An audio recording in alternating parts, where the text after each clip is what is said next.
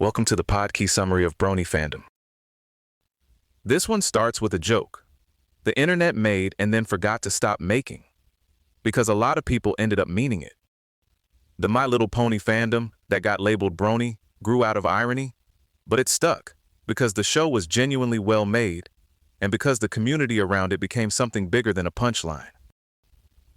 It turned into a creative scene, a social refuge, a tech playground, and in a lot of cases, a surprisingly effective charity machine.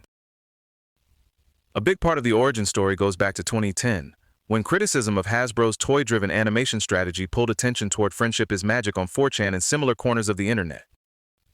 At first, some of the attention had that classic online dare energy. Grown men watching a girl's cartoon was treated like a bit. But the bit didn't really explain why people stayed. Fans kept pointing to the same things. The writing was stronger than expected. The humor landed. The animation had personality. The adventure plots worked. And the show treated friendship like something worth taking seriously, instead of something corny to sneer at. Researchers framed that shift as a kind of new sincerity or neo-sincerity, and honestly, that fits. People weren't just being ironic spectators. They liked it, and eventually they were comfortable saying so. Commentators also connected it to a much older pattern of adults getting attached to kids' animation, whether that's Looney Tunes, Animaniacs, or the Powerpuff Girls. The unusual part here was how visibly it pushed on gender expectations. The early survey picture was pretty specific. Adult fans averaged around 19 to 21 years old. Roughly 86% were male, and more than 60% were pursuing college or higher education.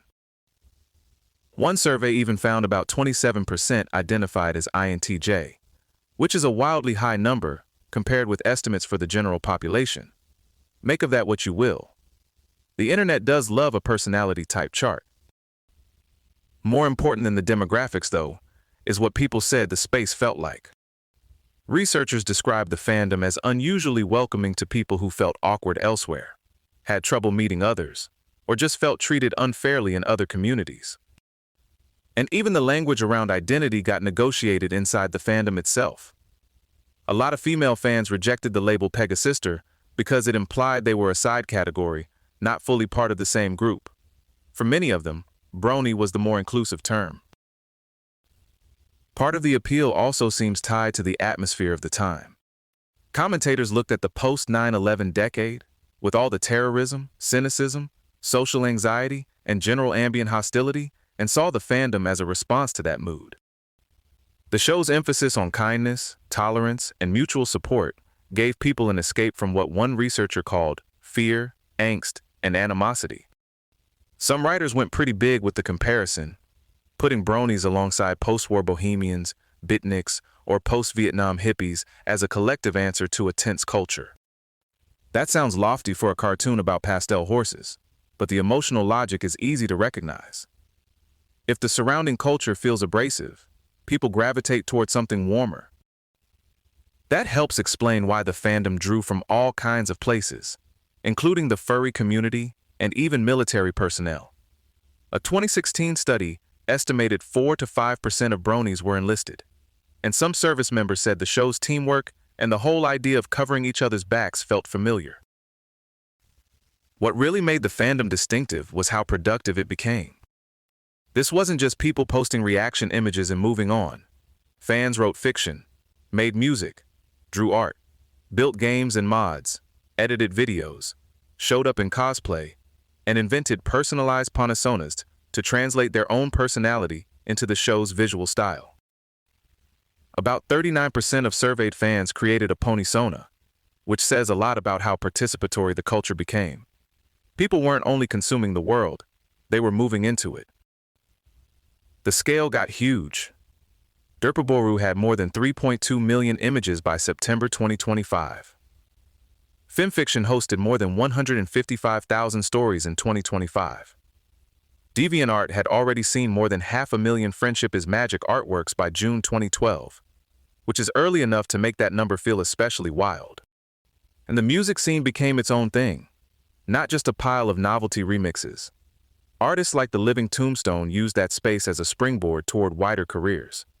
and a 2018 study found 70% of Bronies listened to Brony music almost daily. The fandom also kept colliding with technology in ways that now feel very 2020s, maybe a little too 2020s.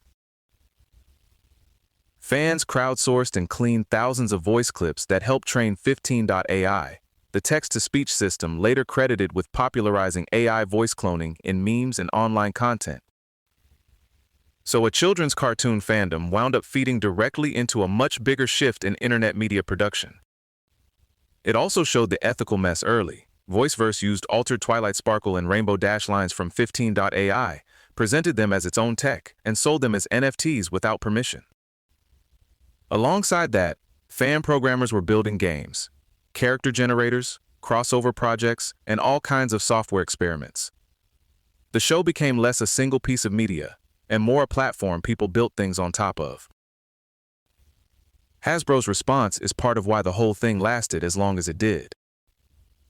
Instead of trying to shut down the unexpected adult audience outright, the company let staff engage with fans, sent voice actors and producers to conventions, and sometimes folded fan-favorite ideas back into official material. The classic example is the accidental cross-eyed background pony that fans named Derpy Hooves. She became a mascot, got scripted appearances, merch, and eventually a place in the 100th episode.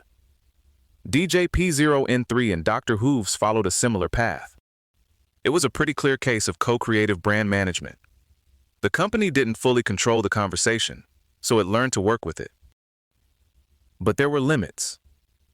Hasbro still sent cease and desist letters over unauthorized episode archives, games, and some fan projects, even while tolerating a lot of parody and remix culture and licensing some fan designs for 3D printed products. One of the strongest counters to the old mockery is how organized the fandom became around charity. The Brony Thank You Fund became a registered nonprofit, donated $50,000 to endow an animation scholarship at CalArts in 2013, and also helped fund Toys for Children after blowing past its original ad buy goal. Bronies for Good raised more than $60,000 for charities during 2012. And when 11-year-old Michael Morones was bullied, a campaign in response raised over $48,000 in a week and more than $72,000 within a month. Even conventions built charity into the structure. BronyCon's 2015 auction raised $30,645 for Cure Search for Children's Cancer. For a fandom that outsiders often treated as unserious, that's a pretty serious record. The boom years were real. BronyCon went from about 100 attendees at the first event to more than 4,000 at its fourth event in 2012, and later Baltimore conventions topped 8,000. Equestria Daily passed 500 million page views by June 2014.